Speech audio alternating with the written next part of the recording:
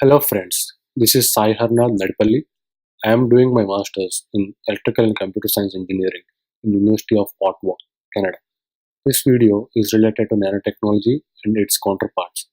And today I am interested to share something about thermoelectric devices for gathering energy using silicon nanowire and what are the reasons for energy harvesting and why only silicon material is used for making thermoelectric devices and some other concepts related to nanotechnology. Coming to introduction, I would like to start with thyristor, which was invented in 1958 by General Electric Company. This invention brought us to the current electronic age where energy consumption has become a burning issue. In this present world, energy usage is increasing exponentially and most of the energy is coming from burning fossil fuels, which are creating climatic disorders. In addition to this, half of the energy is being wasted as heat dissipated from the devices. According to some statistics, in US, around 60% of total energy is wasted in the form of heat. Alternatives like nuclear, wind, solar, etc. were invented, but they are unable to generate the required amount of energy needed.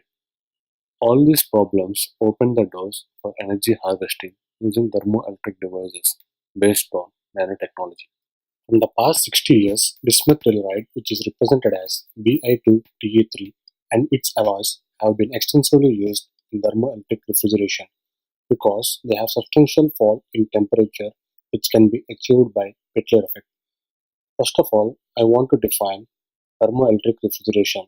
It is a process of pumping heat energy out to reduce the temperature in an insulated chamber below that of the surrounding air. And coming to Petler effect, it is a process where electric current passes across a junction between two materials. Heat is either emitted or absorbed at this point. Nowadays, thermoelectric figure of merit, which is represented as ZT, which is in its dimensional form, has increased from zero point 0.5 to a value greater than 1. Here, Z is expressed as alpha square sigma divided by lambda, where alpha is the feedback coefficient, sigma is the electrical conductivity, and lambda is the thermal conductivity.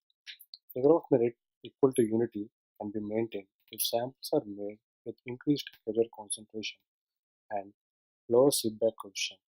Both P-type and N-type bismuth telluride alloys can be maintained a value of figure of merit equal to at least unity up to a temperature of 500 Kelvin. But the problem with this material is it is not rich in Earth's surface and it is also toxic. Because of the limitations bismuth has, silicon is considered as a new alternative, which is important in modern electronic industries because of low material cost and availability. Even though silicon is very useful, it is not considered to be thermoelectric material for making devices, as it has relatively low conversion efficiency due to high thermal conductivity. But the development of silicon-based thermoelectric materials are made possible by adopting unidimensional nanowire technology. Using this technology, thermal conductivity, which is defined as the ability of material to transmit heat. Therefore, a metal with high thermal conductivity will heat up faster. This thermal conductivity is decreased more than twice that of bulk silicon if the diameter is reduced. Doping concentration can also decrease the thermal conductivity. As there is decrease in thermal conductivity, thermoelectric efficiency can be enhanced by increasing phonon drag.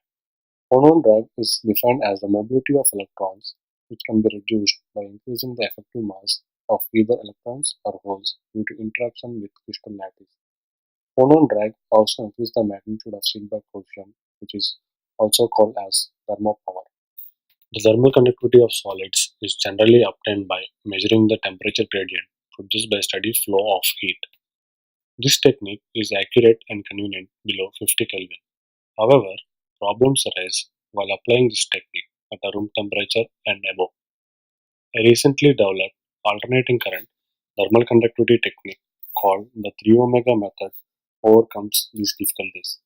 The method is oblivious to errors because the effective thickness of the sample is extremely small, in the order of 10 micrometer.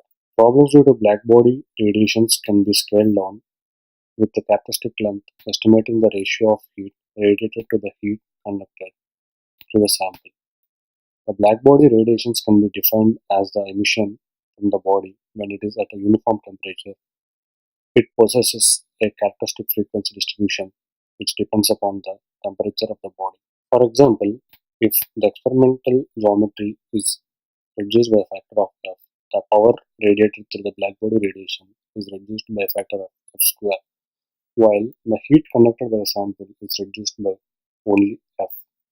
In comparison with the standard techniques, the 3 omega method can reduce the errors with a ratio of 1 centimeter to 100 micrometers, which is like a difference of 100. The figures shown on the screen are the diagrammatical representation of 3 omega method.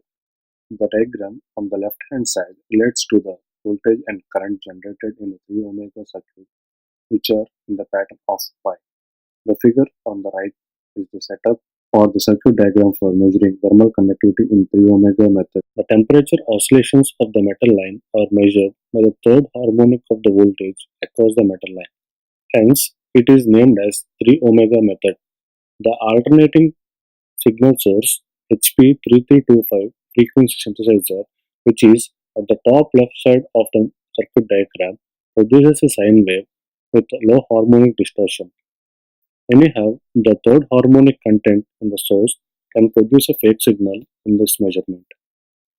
Since the omega voltage is typically 1000 times as large as 3 omega voltage, this voltage must be subtracted before the signal can be measured by the lock-in amplifier. This subtraction is made using digital to analog multiplying converter called DAC and the differential input of lock-in amplifier.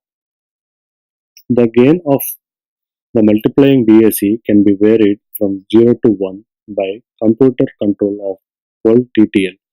TTL is nothing but transistor to transistor levels. In this way, the multiplying DAC is adjusted until the output is equal to voltage across the metal line. The differential input of lock-in amplifier then reduces the omega component to an acceptable level. The advantage with the 3 omega method, other than eliminating errors from blackbody radiation, is equilibration time, during which high temperature is spread can be reduced to few seconds. This accurate control of oven or crucible temperature is not necessary in 3 omega method. Information can be gathered by slowly heating or cooling the samples in 3 omega method. The side view of silicon nanowire and pie-shaped metalware and graph plotting thermal conductivity and diameter of silicon nanowire of both P-type and N-type semiconductors is shown in the figure. To measure the thermal conductivity, input current with an angular frequency is applied at the top of pie-shaped metalware, and the thermal information is calculated across the electrodes from the right side. Using 3 omega voltage and nanowire dimension, thermal conductivity is calculated. If we take a clear look into the graph, we can see that thermal conductivity of bulk silicon is almost 150 watt per meter Kelvin. Similarly, for silicon nanowire with diameter equal to 350 nanometers, thermal conductivity is approximately 43 watt per meter Kelvin. And if diameter equal to 350 nanometers and silicon is boron dope, then thermal conductivity is approximately 18 watt per meter Kelvin. From all these measurements, we can make a clarification that thermal conductivity is directly proportional to diameter of silicon. That is, if thermal conductivity decreases, diameter also should be decreased. Generally, this method, the 3 omega method, is used to measure the thermal conductivity of thin film materials.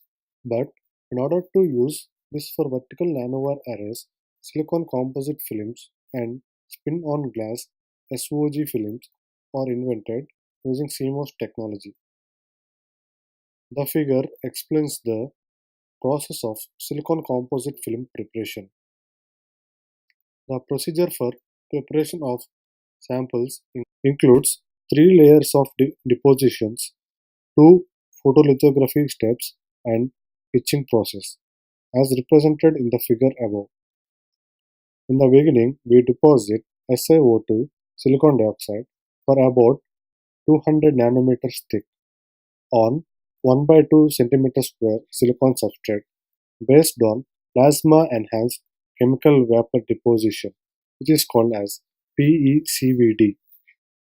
Then, using photolithography, a small rectangular window with dimension of zero point 0.1 by zero point 0.3 cm square is etched with a standard buffer oxide.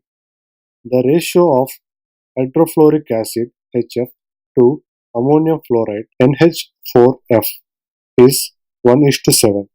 We now make a window on the substrate and then deposit the sample dielectric film for about 20 to 300 nanometers thick. Now, a heater or thermometer metallization is made for approximately 2 nanometer using adhesion layer of chromium 8 isomer followed by 300 nanometer of aurum AU, which is deposited by thermal evaporation. Finally, metal film is patterned using photolithography and wet chemical etching. The width and length of heater is typically 8 micrometer and 1 millimeter respectively. The room temperature resistance of metal is 10 ohms. To ensure that the metallization of the heater or thermometer test pattern is adequately insulated from silicon substrate, two layers of dielectric material are needed. The nanowires, which are made using above explained technique, can improve thermoelectric efficiency by phonon scattering, which results in Seebeck effect. Seebeck effect is defined as when one side of thermoelectric material is heated and other side is cooled, a temperature gradient is formed. The carriers on heat side gets higher energy and more carriers are separated onto hot side than cold side. Diffusion is created due to difference in carrier distribution from hot to cold side, and the diffusion process of carrier stops as electric field develops between two ends.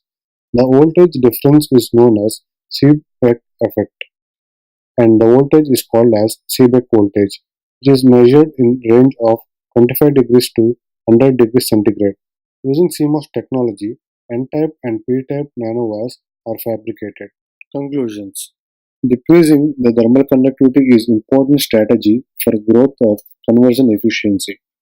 To make better performance of vertical nanowire thermoelectric device, we look into the variation in thermal conductivity with decreasing diameter and increasing doping intensities. Also, the use of electron microscope in the process of silicon film making is explained. Finally, how silicon nanowire structures can be considered as a promising thermoelectric devices is explained. The information for making this video is taken from different papers which are cited below. Thank you for watching this video. Hope you learned some basic idea regarding silicon nanowires and their preparation, and also why thermal conductivity should be reduced for energy harvesting.